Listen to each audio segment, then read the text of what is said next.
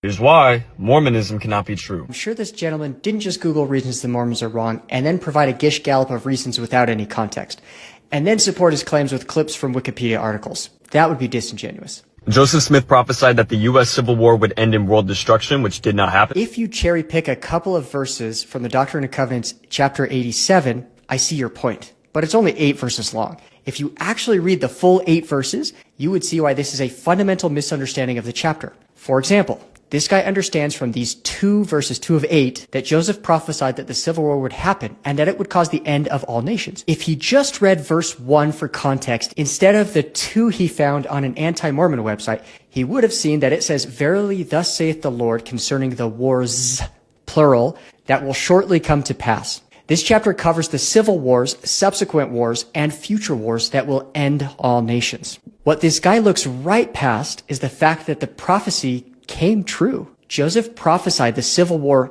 29 years before it happened. 10 years later, he added more detail to the prophecy in D&C section 130, including that the Civil War would start in South Carolina.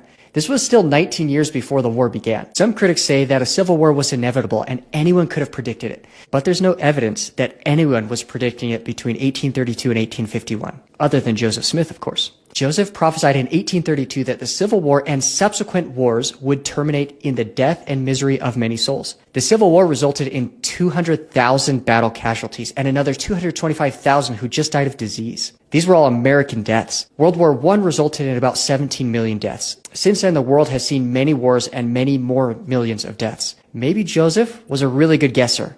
Or maybe he was a prophet of God.